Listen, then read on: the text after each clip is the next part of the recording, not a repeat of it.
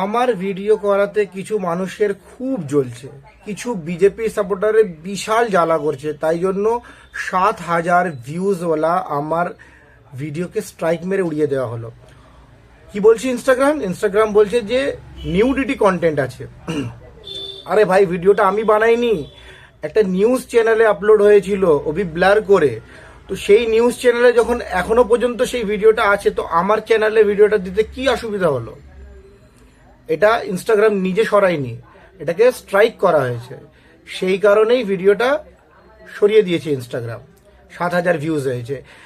তো নিউজ চ্যানেলের ভিডিওটা আছে, অথচ আমার চ্যানেলে নেই কেন? কারণ হচ্ছে নিউজ চ্যানেলটা ছিল হিন্দিতে এবং সেখানে হিন্দিতে লেখা ছিল, এবং আমি কি করেছি, আমি ওটাতে বাংলাতে ট্রান্সলেট করে বলে দিয়েছি যে সেটা একটা বিজেপি শাসিত রাজ্যের ভিডিও, এবং সেখানে সাধারণ মানুষ, অর্থাৎ সাধারণ বলতে মহিলাদের কথা বলছি, ঠিক আছে?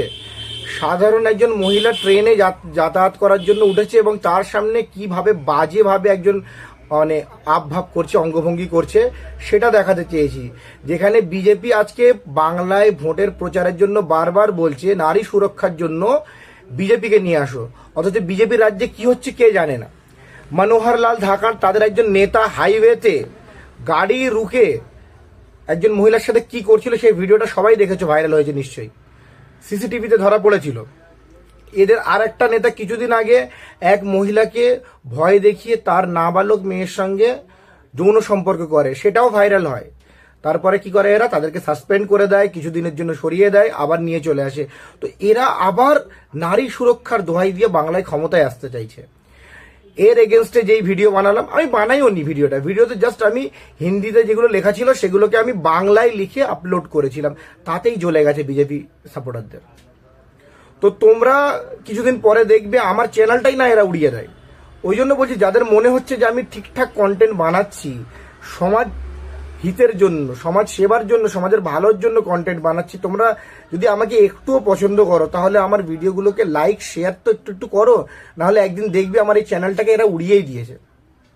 আর দরকার নেই, আর এই চ্যানেল উড়ে গেলে আমি আর চ্যানেল বানাবো না, কারণ আমি এর থেকে একটা নয়া পয়সার কোনো রকমের ইনকাম করি না, কিছু না, শুধুমাত্র সমাজ কল্যাণের জন্য আমি ভিডিওগুলো বানাই।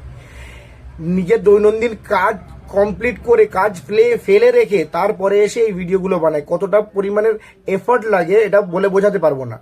তো যেখানে আমার 5 পাই প্রফিট নেই, শুধু সমাজ সেবার জন্য কাজ করছি, তো সমাজ আমাকে একটু হেল্প করবে না? তোমরা ইউটিউবে সাবস্ক্রাইব করছো না, ইনস্টাতে ফলো করছো না, ফেসবুকে ফলো করছো না, তো এরকম ভাবে চলবে না। হয় ফলো করো, না চ্যানেল উড়ে যেতে দাও।